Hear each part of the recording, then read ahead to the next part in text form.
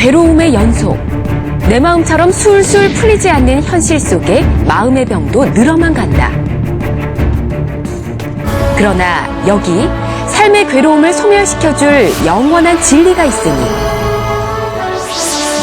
바로 인류의 위대한 스승 붓다. 2600년 전부터 오늘날까지 시공을 초월하며 전해진 붓다의 가르침. 그것은 행복의 지름길이자 건강한 정신을 위한 마음 챙김이니 오늘의 주제, 불교는 훌륭한 정신치료이고 부처님은 위대한 정신치료자다.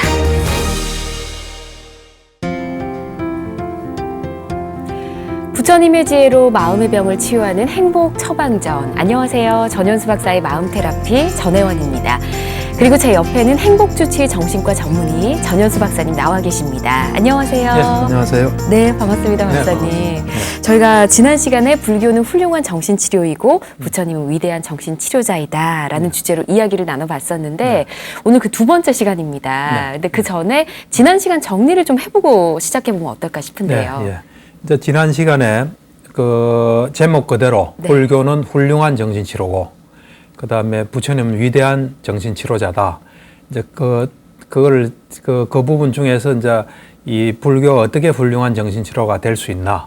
그러려면 이제 정신치료가 뭔가 하는 이야기, 정신치료의 본질이 뭔가, 인간을 이해하는 틀을 가지고 있고 문제를 해결하게끔 도와주는. 그런 부분에 대해서 이야기하면서 뭐 프로이드, 융 뭐 이런 이야기도 하고 그 다음에 불교가 왜 불교 정신치료는 이제 어떻게 해서 성립이 됐나 하는 이야기를 좀 했습니다. 지난 시간에 너무 재밌게 이야기를 들어서 시간이 참 빨리 갔었는데 오늘도 기대가 됩니다. 잠시 후 이야기를 나눠보고요. 방송이 나가는 동안 방송포교 후원 전화에 여러분의 참여를 기다리고 있습니다. ARS 060-800에 7000번이 열려 있고요. 함께해 주신 분들 중에서 저희가 매주 한 분을 추첨해서 전현수 박사님께서 직접 쓰신 생각사용 설명서 책을 선물로 보내드리니까 많은 참여 부탁드리겠습니다. 자, 이제 본격적으로 오늘의 주제에 대해서 이야기를 나눠봐야 할 텐데 불교 정신치료라고 지난주에 말씀해 주셨잖아요. 이 불교 정신치료를 통해서 어떤 문제들을 좀 해결해 볼 수 있을까요? 그러니까 이제 지난 시간에도 이야기했지만 이제 불교 정신치료라는 새로운 학파가 이제 등장하는데 사실은 2600년 전에 이미 시작된 건데 우리가 좀 부실해서 이제야 시작하게 된 거죠. 내 개인적인 생각은 프로이드가 일찍 불교를 만났다면 벌써 뭐 100년 이전에 그 불교 정신치료가 시작됐을 수 있을 거예요. 근데 이제 그게 안 된 거죠. 안 된데 불교 정신치료는 불교를 바탕으로 하기 때문에 이 불교가 괴로움에 대한 완벽한 그 이해와 해결의 시스템이에요. 괴로움이 어디서부터 오고 그걸 완벽하게 해결할 수 있다는 게 토대를 두고 있기 때문에 어떤 괴로움도 해결하는데 한계가 없습니다. 그래서 우리가 사소하게 가벼운 괴로움부터 시작해서 또 인간관계에서 오는 괴로움, 또 살면서 오는 괴로움, 더 나아가서는 어떤 죽음이랄까 병이랄까 또 인간의 궁극적인 의문들 있잖아요. 나는 어떻게 해서 여기 존재하고 죽으면 어떻게 되나 이런 모든 것까지 불교는 다 해결할 수 있어요. 불교 정신치료는. 왜냐하면 불교가 그런 거니까요. 지난 시간에 저희가 이제 치료자의 뭐 조건 이런 것도 잠시 들었었는데 불교 정신치료를 하기 위해서는 치료자도 불교에 대한 이해를 좀 해야 될 것 같다는 생각이 듭니다. 이제 불교 정신치료자가 되려면 불교를 잘 알아야 됩니다. 뭐 이해도 하고 또 자기가 경험해서 자기 속에서 뭔가 문제를 해결하는 경험도 해야 되고 또 기본적으로 정신치료가 가지고 있는 요소들 있잖아요. 사람을 깊이 있게 이해하고 또 그 사람과 관계를 맺고 그 사람에게 도움을 줄 수 있고 또 상담이나 정신치료를 받는 사람이 저분이 나를 참 이해한다. 그런 걸 할 수 있는 그런 능력을 갖춰야 돼요. 그러니까 그 어떤 개인의 경험을 구체적으로 듣고 이해하고 다룰 수 있는 그런 능력을 가져야 돼요. 거기에 플러스 이제 불교적인 또 해결 방법을 가지고 있고 이 둘이 같이 있어야 불교 정신치료자가 될 수 있습니다. 더 많은 수행을 해야 될 것 같다는 생각이 듭니다. 일반적인 정신치료들도 꽤 많이 있잖아요. 근데 그런 치료법들과 불교 정신치료가 어떤 점이 좀 다르다라고 정의를 좀 해볼 수 있을까요? 그렇죠. 이제 불교 정신치료가 가진 특징이 있어요. 이제 제일 첫 번째 특징은 지난 시간에도 했지만 불교 정신치료는 검증된 진리의 바탕 위에서 서고 있어요. 검증된 진리를 그렇죠. 바탕으로 한다. 예. 불교 정신치료에서 인간은 이런 존재다. 또 이래서 괴로움이 온다. 이러면 해결된다. 하면 그대로 되는 거예요. 네. 예. 그러니까 검증된 진리의 바탕을 두고 있고요. 예. 그다음에 이 불교 정신치료는 이 괴로움에 대해서 굉장히 그 어떤 깊은 이해를 가지고 있어요. 네. 불교라는 것 자체가 불교에서 가장 주된 관심과 한마디로 하면 괴로움이에요. 괴로움. 뭐 허황된 뭐 네. 이런 거 없어요. 불교는 오로지 괴로움이 어떻게 생기고 그 괴로움을 어떻게 하면 해결하느냐 하기 때문에 괴로움에 대한 어떤 탄탄한 이해의 바탕을 두고 있어요. 탄탄한 이해와 실질적인 해결 방법. 네. 이제 거기에 일의 바탕을 두고 있고요. 네. 그다음에 이 불교 정신 치료는 그 어떤 우리가 괴로움을 해결하는데 그 필요한 네. 어떤 기본적인 어떤 그 사실들 있잖아요. 그러니까 우리 몸과 마음이 어떻게 구성되어 있고 또 세상은 어떤 원리로 돌아가 있고 네. 세상의 실제 모습은 어떤지 이런 것에 대해서 확고하게 우리에게 알려주고 있어요. 이제 그리고 또 불교 정신 치료는 보면은 그 창시자가 네. 아주 대단한 사람이에요. 그래서 창시자를 좀 담고자 노력을 계속 할 수 있는 예. 그런 그분을 잘 연구하면 엄청난 어떤 치료 능력을 가질 수 있는 그 창시자 자체가 아주 굉장한 네. 다른 정신치료 학파의 창시자와 비교할 수 없는 대단한 창시자를 가지고 있어요. 네. 근데 뭐 기존 치료법 중에서 가장 많이 언급하신 사람이 프로이드가 아닐까 싶은데 네, 그렇죠. 이 프로이드와 불교 정신치료를 좀 비교를 해보자면 네, 어떤 부분이 가장 다르다고 이야기할 그러니까 수 이제 있을까요? 이래 보면 예. 프로이드는 인간을 하여튼 충분히 설명하려고 했어요. 또 체계를 세우려 하고 네. 또 그런 측면에서는 머릿속에서 생각한 게 많아요.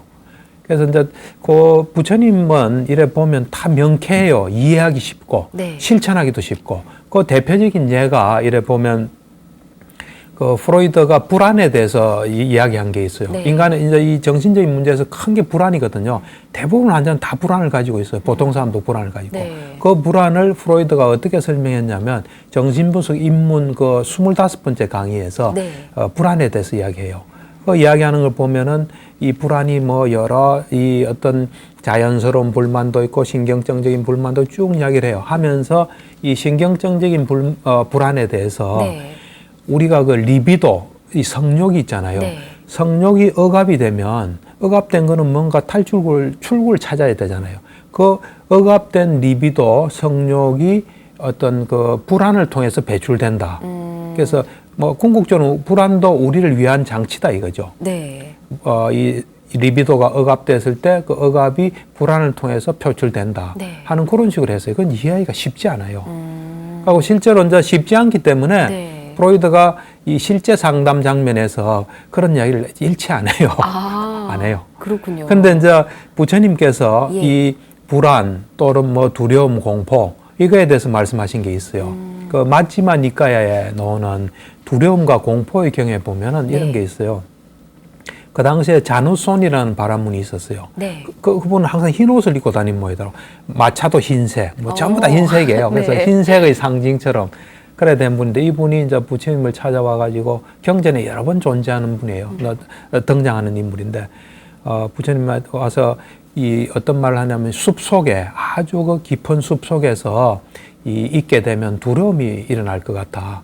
두려움과 공포가 일어날 것 같아. 네. 그래서 그 숲 속에 있을 때 어떤 산매에 들지 않으면 네. 그 두려움과 공포가 우리를 그냥 이래 앗아갈 것 같아. 하니까 부처님께서 사실 그렇다.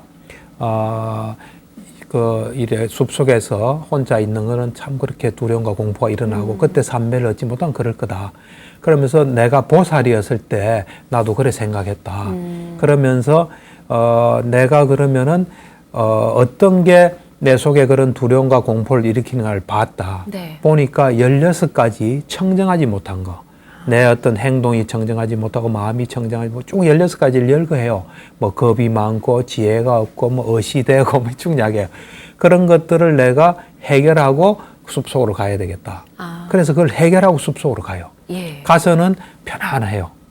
그걸 보면서 물론 이제 부처님 말씀하신 건 상당히 뭐 수준이 높지만 우리가 어느 정도 보통사 메터드 적용될 수 있는 부분이 우리 속에 어떤 번뇌나 좋지 않은 게 있으면은 그것이 불안과 공포를 일으킬 수 있다는 거예요. 그래서 그걸 우리가 정화를 하면은 그걸 없애면은 불안이나 두려움, 공포에서 벗어날 수 있다. 이건 이해가 쉽지 않아요.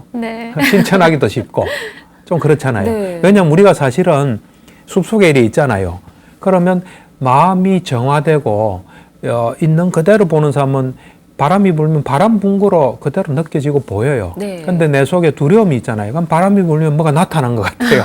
투사가 일어나게 되죠. 그러니까 내 속에 투사될 수 있는 것이 없어지면은 그것이 있는 그대로 보면 뭐 자연현상에 불과하죠. 그러니까 부처님께서 말씀하신 게 난 참 이해가 되고 실천하기도 좋고 그래서 경전의 내용들은 다 이해가 돼요. 복잡하네요. 근데 프로이드는 좀 복잡해요. 예. 물론 프로이드는 대단한 분이에요. 비교를 해주시니까 더 쉽게 이해가 되는 것 같습니다. 근데 불교에서의 정신치료 뭐 방법 이렇게 하면 뭐 명상이나 참선을 먼저 떠올리게 되잖아요. 뭐 명상을 이용한 치료법도 실제 있기도 하고. 근데 이 외에 또 부처님의 가르침 중에서 저희가 좀 정신치료에 도움될 만한 게 있을까요? 그러니까 이 부처님의 가르침은 가장 핵심이 사성제예요. 사성제. 또 사성제 안에 팔정도가 들어있고 팔정도 안에 또 사성제가 들어있어요. 그래서 팔정도를 그냥 그 부처님의 가르침의 핵심으로 보면 돼요. 왜냐하면 그 디가니까야 그 대반열반경에 보면 마지막으로 중생 제도한 그 사람이 있거든요. 그 사람이 원래 비구가 아니에요. 이제 다른 종교의 유행성인데 와서 부처님께 이제 제도를 받아요. 마지막 제자죠. 어째 보면 그때 부처님께서 이런 말씀하세요. 이 팔정도가 있으면 사문이 있고 팔정도가 없으면 사문이 없다. 팔정도가 있으면 그 말은 불교라는 거예요. 팔정도가 없으면 불교가 아니라는 거예요. 그렇듯이 그 팔정도는 불교의 가장 핵심이에요. 근데 내가 이래 보면 그 팔정도가 인간을 이해하는 아주 그 기본 틀과 또 거기서 벗어나는 방법 이게 다 돼 있어요. 예를 들어서 이제 팔정도에 이건 워낙 중요하니까 내가 좀 간단하게 설명할게요. 팔정도의 이제 시작점이 정견이에요. 정견은 사성제를 아는 게 정견이에요. 그러니까 이 사성제라는 게 고진멸도예요. 그래서 인간은 괴로움을 벗어날 수 없는 존재라는 거예요. 인간은 그 구조 자체가 상황 자체가 괴로움을 벗어날 수 없는 게 지혜롭게 보면 그게 고성제예요. 그러니까 괴로우니까 벗어나고 싶을 거 아니에요. 벗어나려면 원인을 알아야 되잖아요. 내가 이래 사람들은 보면은 어떤 데는 고성제로 봐요. 그러다가 좀 편해지면 고성제로 안 봐요. 안 보니까 거기서 그냥 살고 즐기고 그래 되죠. 근데 언제나 고성제로 보잖아요. 내가 이래 보면 불교에 대한 이해가 어느 정도나 이래 볼 때, 물론 초기 불교에 한정된 이야기예요. 보면 고통에 대해서 어느 정도 이해하나, 이것이 그 사람의 불교 이해의 어떤 척도예요. 그러니까 인간을 지혜롭게 보면 괴로움을 벗어날 수 없는 존재예요. 그렇다 보니까 이제 벗어나기 위해서는 원인이 뭔가? 원인은 가래 내지는 뭐 시비연기로 이야기해요. 그 다음에 그곳에서 벗어난 상태가 가능하다는 거예요. 우리는 보통 괴로움을 어떻게 벗어나? 괴로움을 안고 사는 거지. 뭐 프로이드의 그 정신문수도 거기에 본능을 인정하면서 본능을 어떻게 할 수 없는 거로 봐요. 물론 이제 거기서 본능이 있던 자리에 자아가 있게 한다는 말은 있지만 어쨌든 이거를 우리의 어떤 숙명처럼 생각해요. 그 다음에 이제 거기서 벗어나는 게 도성제인데 이게 팔정도예요. 그래서 일단은 뭔가 진리를 정확하게 본 상태가 정견이에요. 이제 정견에 입각하면은 이제 어떻게 살아야 되겠다가 나올 거 아니에요. 그게 정사유예요. 정사유. 그러니까 세속적인 걸 그래 추구 안 하고 그 다음에 성내지 않고 해치지 않고 나와요. 그게 정사유예요.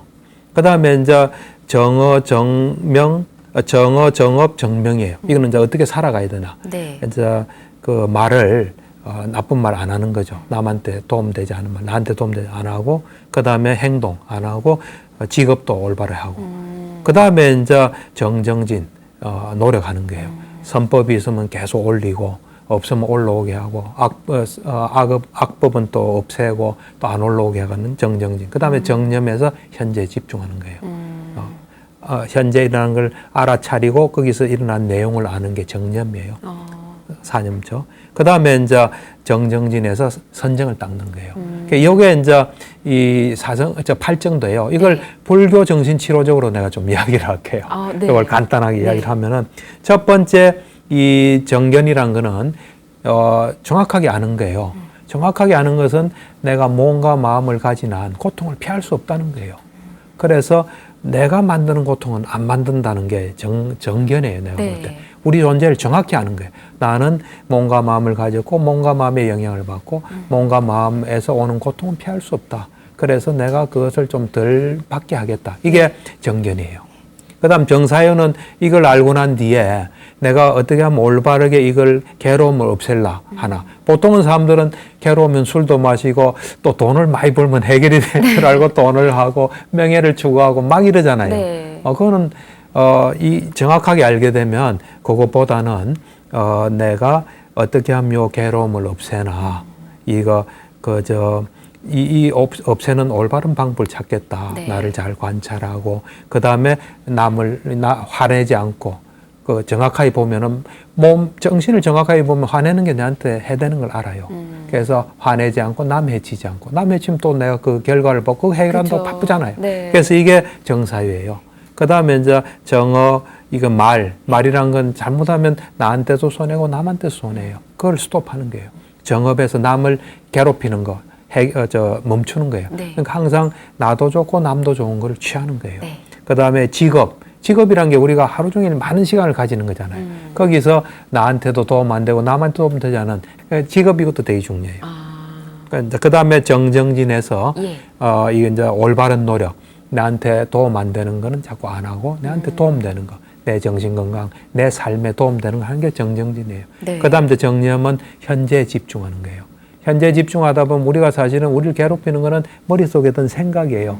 이 과거와 미래로 간 특히 부정적인데 그걸 스톱하고 현재에 있게 되면 거기서 또 지혜가 생겨요. 분명한 알미 생겨요. 그래서 이 세상에 맞게 살아가게 돼요. 그 다음 이제 선정. 네. 이 선정은 놓는 훈련이에요, 결국은. 그래서 선정을 통해서 우리가 놓는 훈련을 잘해서 살아가다가 좀 기분 나쁘고 찝찝한 거 있을 때 탁 놓을 수 있는 하면서 선정이 또 제대로 되면 지혜의 눈이 열리거든요. 네. 그러면 우리 몸과 마음을 이제 본질적으로 정확하게 보고 그에 맞게 살게 돼요. 그래서 내가 볼 때는 이 팔정도가 정신치료 원리로 그대로 우리가 실천 가능할 수 있게 돼요. 사성제 팔정도를 불교 교리가 아니고 네. 또 이렇게 정신치료적으로 설명해 그렇죠. 주시니까 네. 다 맞는 말인데 또 네. 새롭게 들리는 것 예, 같습니다. 그렇죠. 예. 근데 부처님을 위대한 정신치료자다라고 네. 말씀을 해주셨는데 네, 네. 저희가 한 번에 좀 알아들을 수 있는 뭐 쉬운 이야기라든지 예를 혹시 들어볼 수 있을까요? 그렇죠. 부처님께서 위대한 정신치료자다 할 때는 네. 우리가 정신치료하는 사람이 볼 때 와, 난 저거 하기 힘들 거다 하는 걸 하셨기 때문에 그렇죠. 우리가 위대한 정신치료자다, 네. 탁월한 참 정신치료자다 이런 이야기를 해요. 네. 그러니까 다른 사람 같으면 뭐 수십 시간, 수백 시간에 해야 될 걸 한 번에 딱 하는. 그러니까 부처님 치료의 특징은 네. 현장에서 한 번에 딱 해요. 현장에서 한 네, 번에 현장에서 한 번. 어떻게 그게 가능할까요? 그러니까 이제 그 중에 대표적인 뭐 여러 가지가 있지만 네. 이제 좀 소개를 하면 첫 번째가 뭐 지금은 좀 잠잠했지만 옛날에 그 뭐 이런 사건으로서 우리 분노 조절 못해서 이런 사례도 좀 많죠. 있었잖아요. 요새 요즘 많잖아요. 많잖아요, 예. 그죠? 그런 걸 좀 연상케 하는 그런 이제 사례인데 이제 부처님 당시예요. 네. 부처님 당시에 부처님 당시도 그 16나라가 있었어요. 16대국이 있었어요. 큰 나라가 16개 있고 크게 또 2개가 있고 이런데 네. 그 중에 한 왕국의 왕자예요. 왕자인데 포악하기가 거지없어요. 항상 뭐 이래 날선 칼날처럼 항상 막 화내고 막 난폭하고 막 말도 그러고 막 행동도 그래요. 그래서 부모님도 어떻게 하지 못하고 형제도 친구도 뭐 주위 선생님들도 어떻게 하지 못해요. 그러다 보니까 이제 부처님한테 좀 부탁해달라. 이제 부탁을 했어요. 네. 좀 어떻게 해달라. 그래서 이제 부처님이 만나게 됐죠. 만나서는 이제 그 사람을 보고 제도를 해요. 어떻게 제도하냐면은 사람이 이 어떤 분노나 난폭하고 이런 마음을 가져서는 안 된다. 네. 그런 마음을 가지고 거칠게 하는 말은 그 듣는 사람한테 부모, 형제, 친지에게 이 반감과 미움을 사게 한다. 그런 이야기를 해요. 왜냐하면 그 사람들은 그런 걸 당사자는 그런 거 생각을 못 하거든요. 그쵸. 그래서 일어난 일 그냥 하나하나 이야기해요. 하면서 그렇게 어떤 분노로 또 이 성냄으로 남을 괴롭히고자 하는 마음으로 이렇게 흔들리면 죽으면 바로 지옥에 태어난다. 왜냐하면 우리가 죽을 때 그 어떤 이 마음가짐, 죽을 때 어떤 분노 상태에서 하면 그 업을 일으키서 바로 안 좋은 업이 바로 작용해서 이래 되거든요. 네. 그래서 그런 분노로서 죽으면 거의 지옥에 태어난다. 지옥에 태어나지 않더라도 만약에 살아있더라도 온갖 병에 시달린다. 그러면서 이 분노를 가진 사람은 이 스스로도 마음이 편치를 못하다. 그러면서 이 분노를 없애라. 네. 분노를 없애고 이 온화한 마음으로 남을 대하라 하는 그 말을 듣고 거기서 감화가 돼요. 바로 한 번에 감화가 돼요. 그렇군요. 그러고 난 뒤에 그 사람의 행동이 바뀌어요. 네. 되게 부드럽고 이래 자비로운 마음으로 바뀌어요. 그러니까 이제 비구들이 모여서 야, 지금까지 어떤 누가 해도 이 사람을 제도하지 못했는데 부처님이 한 번에 그렇게 참 이 제도를 하신 분과 대단한 참 부처님이다. 네. 이러니까 이제 부처님께서 그걸 듣고 내가 이 태자를 왕자를 제도한 건 이번 생뿐만 아니다. 과거 생에도 내가 저 사람을 내가 제도했다. 네. 난 그게 더 재밌더라고요. 진짜 부처님이 과거 생에 그 히말라야에서 수행하는 수행자였어요. 네. 수행자인데 이제 뭔가 필요해서 이 인가로 놓은 거예요. 그 이제 이 왕국이 하나 있었어요. 그 왕국에 그 사람이 이제 부처님이 걸어가는 모습을 보니까 그 자태가 너무 참 고귀하니까 사람을 이제 시켜서 모시고 오라 그래요. 네. 처음에 모시고 오라 할 때는 난 뭐 왕을 모른다 갈 이유도 없다 해가 안 가요. 안 가는데 다음에 뭐 이래가 사정을 해서 이제 가거든요. 네. 그래서 왕의 그 동산에서 이렇게 거주하게 돼요. 그러다 보니까 이제 왕이 하루는 우리 아들 좀 제도해달라. 아들이 뭐 아무 말도 안 듣는다. 그러면서 너무너무 힘들다. 그러니까 알겠다 이러면서 아들을 데려오라 그래요. 그래서 이제 아들하고 데려오니까 아들하고 같이 그 정원 네. 이제 그쪽을 거닐어요.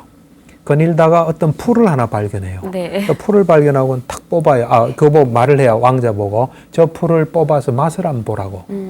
그러니까 풀을 뽑아 맛을 딱 보는데 너무 쓴 거예요. 네. 그러면서 팍 뱉어버려요. 그러면서 남은 잎도 탁 뽑아버리더라고 왕자가. 그러니까 뭐 거친 게 막 나타나요. 그러니까 이제 보살이죠. 예. 그러니까 과거 생에 부처님의 전생이니까 보살이죠. 그 수행자가 지금 당신이 이 풀에 대해서 가지고 있는 감정을 당신 주위에 있는 사람들이 다 당신한테 느낀다. 너한테 느낀다. 야, 저렇게 나이 어린 애가 저렇게 포악하고 안하무인이고 아무도 이래 그들 신경을 안 쓰는데 왕이 되면 우리는 네. 다 죽었다.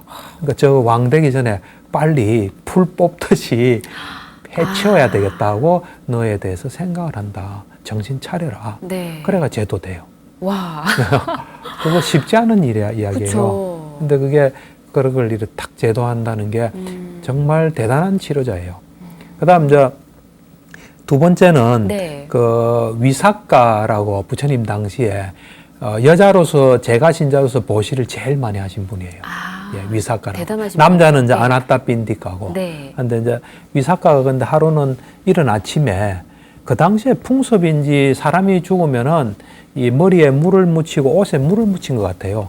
그러고 이제 부처님을 찾아오니까 네. 이제 부처님께서 이른 아침에 그래 머리에 물을 묻히고 옷에 물을 묻히고 웬일입니까? 그러니까 이제 내 사랑하는 손자가 죽었습니다. 네.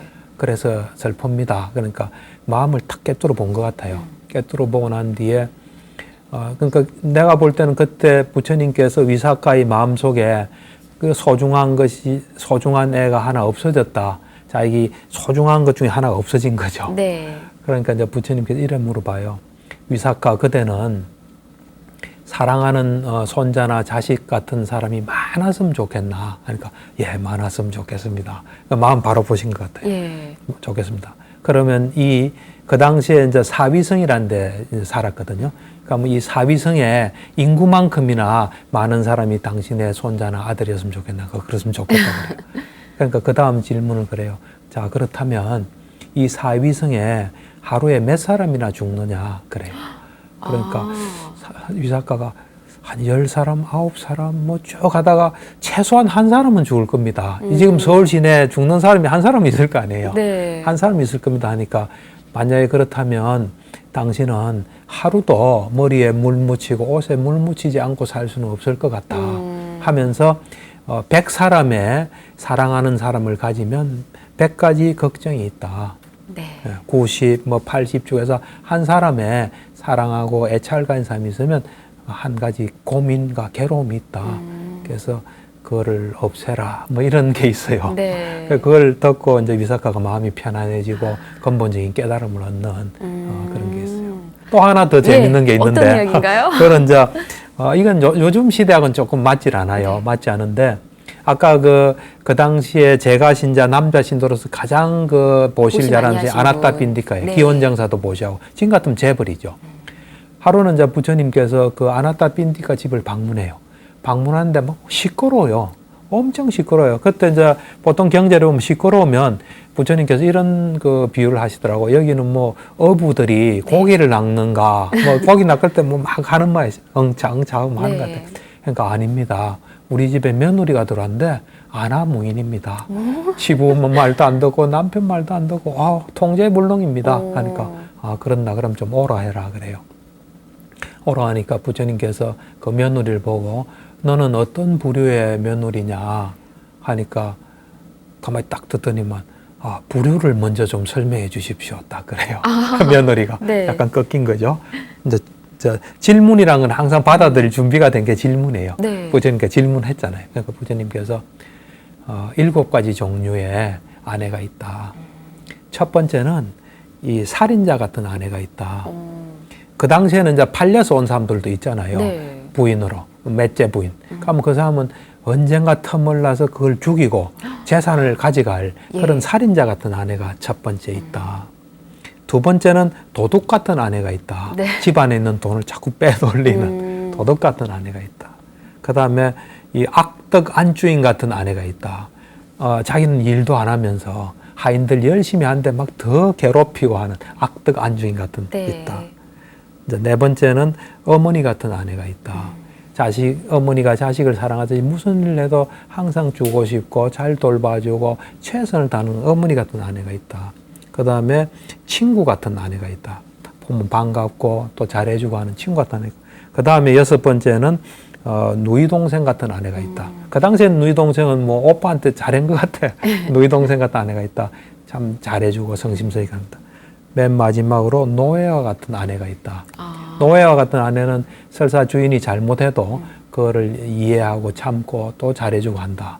그 7가지 아내가 있는데 너는 어떤 아내냐 하니까 부처님. 그러니까 지금은 이 개념이 좀 달라요. 네. 이때 노예라는 건 좀 다른 개념이에요. 그래서 부처님 이제부터 저를 노예와 같은 아내로 기억해 주십시오. 이래가 확 바뀌어요. 그 설명만으로도 그렇죠. 바뀐 거예요? 그렇죠. 근데 이제 부처님 보면 보통 우리하고 똑같은 사람인데 느낌이 달라요. 그러고 그 사람의 몸을 탁 찌르는 뭐가 있기 때문에 네. 그냥 가슴 속에 엄청난 영향을 팍 준다 보면 돼요. 예. 와, 이 이야기만 들어도 네. 부처님께서는 정말 위대한 정신 치료자다라는 네. 게 이해가 됩니다. 네. 사람들에 맞춰서 좀 네. 뭐 법을 설하신 것 같다라는 네. 생각이 드는데 네. 이와 연결을 지어보면 네. 이 불교 정신 치료도 치료법이 하나만 있지는 않을 것 같습니다. 맞아요. 맞습니다. 예.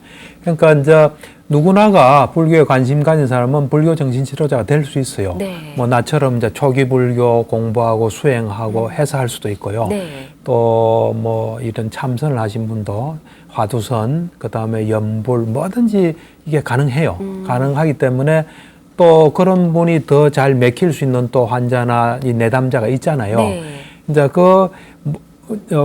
무엇을 하든 다 불교 정신 치료화 될 수 있는데 네. 거긴 전제 조건이 하나 있어요. 어떤 조건인가요? 어떤 전제 조건이냐면 내가 예를 들어서 뭐 화두선을 하든 또 연불을 하든 그걸 해가지고 하시는 분 자체가 자기 괴로움을 해결하는 어떤 경험을 해야 돼요. 그러니까 그것이 나에게 도움되는 네. 그런 경험이 있어야 돼요. 전에 내가 어떤 요런 괴로움 때문에 힘들었는데 또 요런 문제 때문에 내가 힘들었는데 그게 없어지는 경험을 일단 해야 돼요. 네. 그게 첫 번째예요. 그 다음 두 번째, 그 경험이 보편적인 건지 아닌지가 검증이 돼야 돼요. 보편적이란 건 누구나 하면 그렇게 될 수 있는 네. 그 보편성을 가졌는지를 해야 돼요. 그러고 난 뒤에 이제 그 문제를 가진 사람한테 그 사람에 맞게끔 적용을 하면은 네. 얼마든지 어떤 배경이든지 아무 상관없어요. 보편적인 경험을 통해서 약간 어느 정도의 깨달음을 얻은 사람이 그렇죠. 할 수 경험. 있다는 뜻이네요. 네, 맞습니다. 박사님께서도 오랫도록 불교 수행도 하시고 예, 이제 예. 불교 정신치료도 많이 해오셨을 예, 것 같은데 네. 박사님의 불교 정신치료의 배경은 어떻게 되나요? 그렇죠. 이제 나는 배경이 예. 초기 불교예요. 초기 그러니까 니까야하고 율장 아비담마 공부를 이제 철저히 했어요. 네. 그리고 그에 입각한 수행도 뭐 할 만큼 충분히 했어요. 그래서 그거를 바탕으로 하고 있어요. 하고 그 다음에 이제 정신치료를 또 오랫동안 해왔어요. 네. 그러니까 양쪽을 하면서 나중에 보니까 이 불교 자체가 네. 훌륭한 정신치료라는 거, 또 이 부처님 자체가 탁월한 예. 우리가 배워야 할 부처님이 가지고 있는 요소를 우리가 가지고 있지 않기 때문에 그만큼 치료할 수 없는 거예요. 그래서 부처님은 사람을 볼 때 이 네. 과거, 현재, 미래를 쫙 보는 거예요, 사실은. 보고 또 심지어는 부처님과 그 사람과 인연을 보고 어떤 것이 맥힐까 하는 걸 아는 거예요. 근데 우리는 그렇지 못하잖아요. 그래서 얼마든지 우리가 노력할 것은 부처님에 가까이 가면 되는 거예요. 네. 그래서 이제 내 경우는 이제 원래 정신치료는 이 한국적인 정신치료를 만드신 도정신치료 학파를 만드신 분이 있어요. 이동식 선생님이라고. 지금 돌아가셨죠. 예. 이제 그분 밑에서 교육 분석도 받고 사례 지도도 받고 활동을 했죠. 하다가 이제 나중에 독립했죠. 불교 정신치료로. 네, 그런 배경을 그렇군요. 가지고 있습니다. 그러면 이제 박사님께서 생각하시는 이 불교 정신치료는 보편적인 진리에 바탕을 한다, 뭐 이렇게 생각해도 되는 건가요? 당연하죠. 내 자신이 그걸 철저히 검증했고 네. 또 오랫동안 이래 적용했을 때 뭐 하자가 없다는 걸 내가 발견했죠.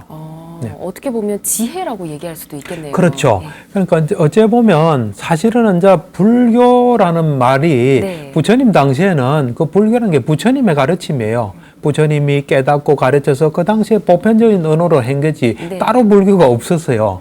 그러니까 불교는 어째 보면 있는 그대로 아는 지혜예요. 지혜의 종교예요. 그리고 이 지혜를 바탕으로 치료하니까 네. 어째 보면 이제 내가 하는 치료는 지혜 치료예요. 그래서 혹은 이제 뭐 외국에 가서 이야기할 기회가 있다면 예. 위스덤 테라피라고 지혜 치료라고 말할 수 있겠죠. 그렇군요. 불교의 뿌린 지혜예요. 지혜인데 그렇다 보니까 뭐 불교 정신치료다 이런 말을 하지만 네.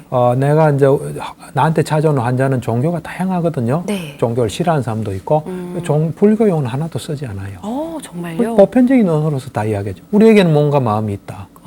세상은 움직이는 원리가 있다.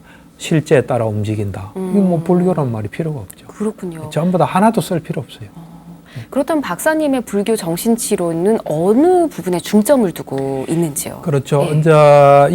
이제 이제 불교적인 관점에서 볼 때, 불교 정신치료 관점에서 볼 때 정신적인 문제는 출발이 괴로움을 잘 처리 못할 때 정신적인 문제가 생겨요. 네. 그래서 괴로움이 어디서 생기나 이래 볼 때 이제 그런 측면에서 내가 세운 그 불교 정신치료의 그 체계는 네. 세 가지 원리에 입각해 있어요. 네. 첫 번째가 몸과 마음의 속성을 아는 거예요.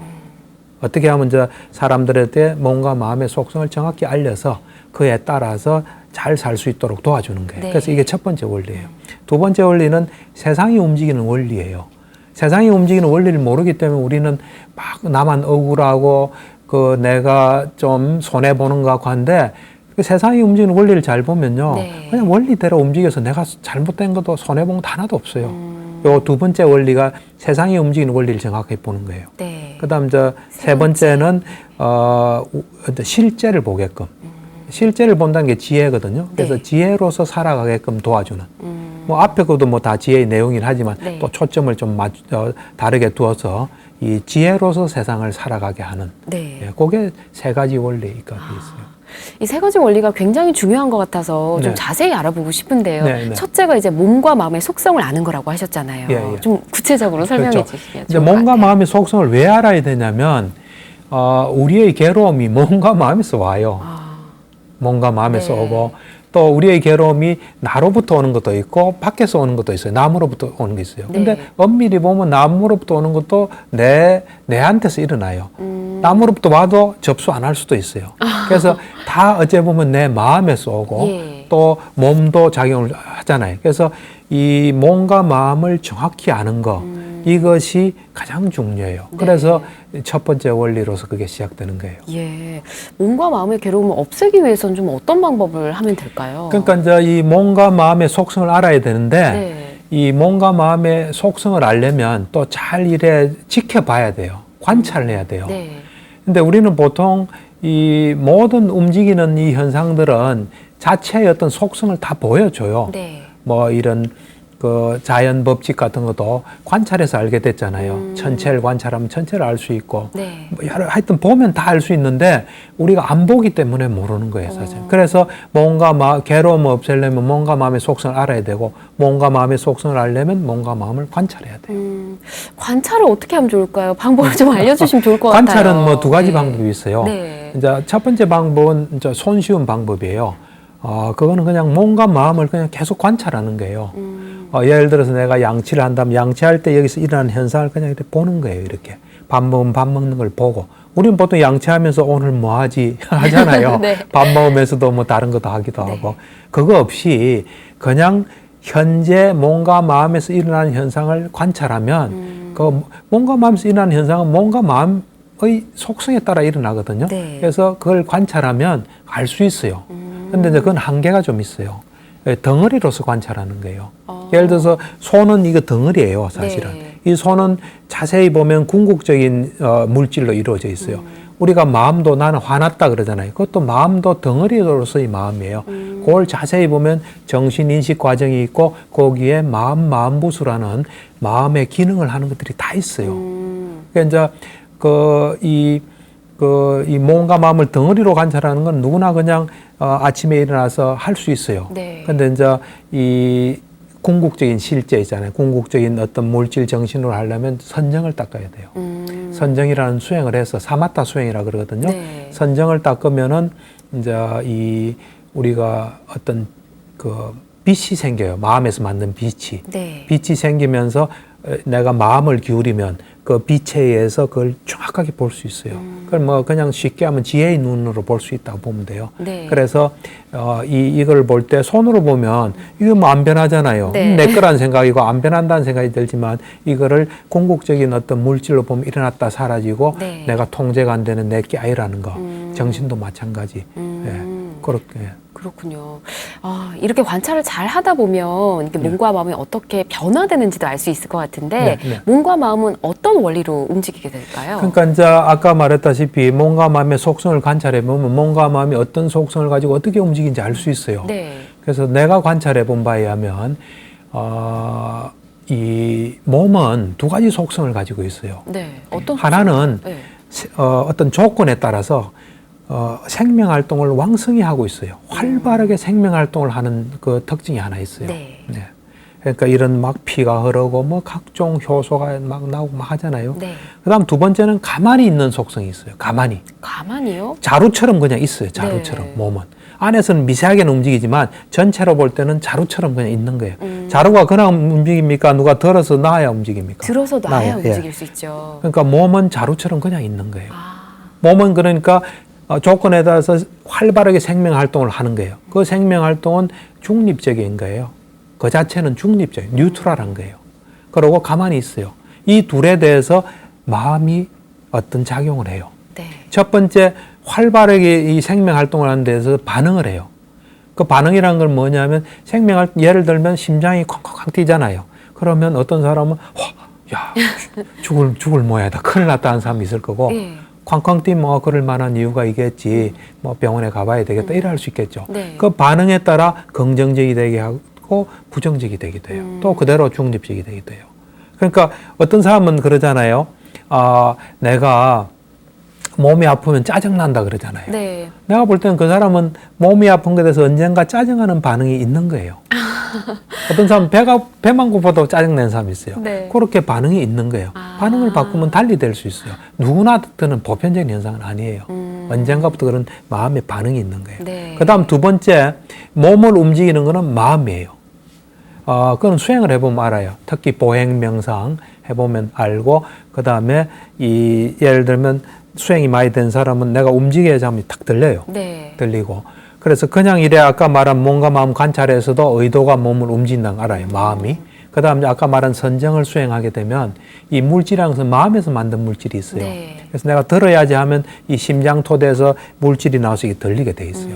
그런 걸 보면은 몸은 마음이 움직이는 걸 알 수 있어요. 그런 면에서 볼 때 마음이 중요해요. 근데 마음은 마음대로 움직이냐? 그게 아니에요. 마음이 움직이는 원리가 또 있어요. 그렇군요. 예. 마음이 움직이는 원리는 또 어떨까요? 첫 번째 원리는 뭐냐? 마음은 네. 언젠가 어딘가에 가 있어요. 가 있지 않는 마음은 절대로 없어요. 그래서 마음은 언젠가 어디에 가서 그곳에 영향을 받아요. 좋은 곳에 가 있으면 좋은 영향, 나쁜 곳에 가면 나쁜 영향을 받아요. 네. 좋은 영향은 뭐 편안하고 행복하고 정신이 건강해지는 거죠. 나쁜 영향은 괴롭고 불행하고 정신이 불건강해져요. 예. 그게 마음의 첫 번째 속성이에요. 마음은 언젠가 어딘가에 가서 그곳에 영향을 받는데 한 번에 한 곳을 가요. 동시에 두 곳을 못 가요. 요즘 애들 뭐 음악 들으면서 공부한다 그러잖아요. 네. 음악 듣다가 공부하다가 왔다 갔다 하는 거예요. 그러니까 이 마음은 한 번에 한 곳을 가서 그곳에 영향을 받아요. 그게 마음의 첫 번째 속성이에요. 그래서 네. 지혜로운 사람은 내 마음이 어디 가서 어떤 영향을 받나를 이래 면밀히 보겠죠. 예. 그게 이제 마음의 첫 번째 속성이고, 마음의 두 번째 속성은 마음이 어느 쪽으로 자꾸 가잖아요. 네. 그럼 거기에 길이 나요.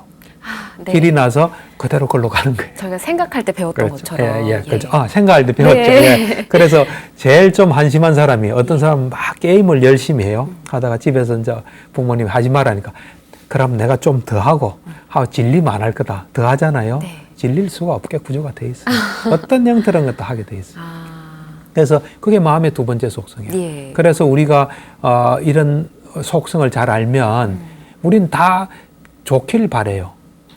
그런데 이런 무지 때문에 안 좋은 쪽으로 자꾸 가서 자기는 나중에 어떻게 할 수도 없는 거예요. 그래서 우리는 이제 좋은 쪽으로 가야 돼요. 네. 좋은 쪽은 결론적으로 말하면 현재예요. 안 좋은 쪽은 과거와 미래예요. 네. 그러면 몸이든 마음이든 어떤 속성을 가지고 있는지를 알게 된다면 건강한 정신을 가질 수 있겠네요. 그렇죠. 그러니까 이제 특히 마음의 속성을 네. 알면은 굉장히 도움이 돼요. 근데 이제 마음을 잘 보면은 이 어떤 느낌도 마음이에요. 네. 마음의 작용이에요. 그다음에 어떤 우리가 그 의지, 생각, 또 뭐 인식 이런 거 다 마음의 작용이에요. 예. 근데 내가 볼 때는 속성은 다 똑같아요. 조건에 따라서 또 오르는 거예요. 근데 내용이 다르니까 이름을 달리 붙였어요. 네. 그래서 어떤 생각의 속성, 뭐 이 마음 테라피 지금 2에서 전에 했잖아요. 네. 4번에 걸쳐서 그거 잘 듣고 마음 속성에 따라서 알아서 하고 네. 또 의지 이것도 우리가 충분히 했거든요. 네. 그거 따라서 하면 우리가 어떻게 살아야 되는지 굉장히 도움을 받을 수 있어요. 네. 그러면 건강하게 살 수 있어요. 건강한 정신을 예. 위해서. 예. 자, 이번 주 행복 처방전은 어떤 내용일까요?